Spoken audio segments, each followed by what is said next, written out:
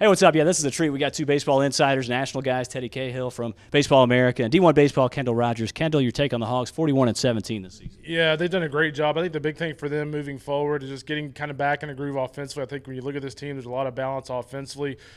Jack Kinley's kind of been the unsung hero for those guys. But, the big thing next week, and I'm kind of looking forward to, is seeing how those young freshmen, Patrick Wicklander and those guys, how they do in a regional environment at Baum Stadium. And then you look at Isaiah Campbell. He's been Mr. Consistent this year, and, I like any time he's on the mound. So I like the Hogs' chances once they get back home. Arkansas's lost 5 of its last 7. What should we make of that, Teddy, at this point?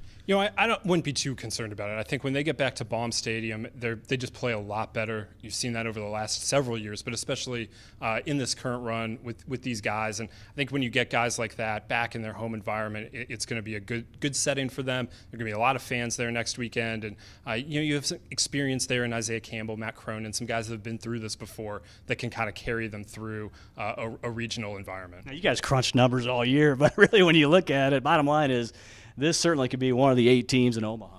Yeah, there's no doubt about it. I think when you look at the SEC, really, I think you look at the 4 teams. You look at Georgia, Mississippi State, Vandy, and Arkansas. All teams I feel like have a chance to win the national championship. Again, the big key for me when I look at Arkansas is how those 2 freshmen pitch throughout the postseason. It's a little different pitching in a weekend in the SEC and then pitching with your season on the line. So if those 2 guys pitch well and then the bullpen takes care of business with Cronin, Cole Ramage, and guys like that, I like their chances to get to Omaha, and they could win it all. He kind of touched on the starters and the bullpen as well, but I'll focus on the bullpen with you, Teddy. Your take on that, because some of these guys did struggle, certainly, in Hoover. Yeah, I think all season long, DVH has been kind of looking for a couple more guys to step up to help Matt Cronin and some of the other arms out there. And with Cronin at the back end, you feel like if you can just get him the ball, it's going to be okay.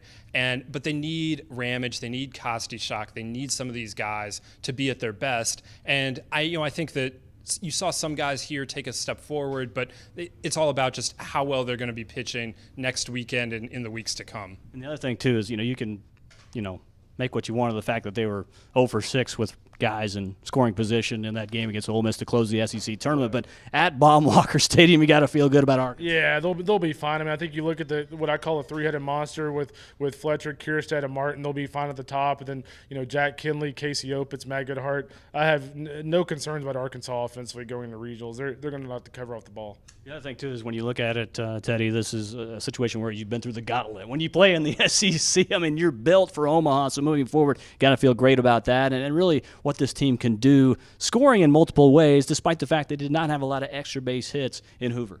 Yeah, absolutely. Just what they have to do in the SEC West alone is you just have to beat so many different teams that are built so many different ways. A&M with their pitching, Mississippi State with their bats.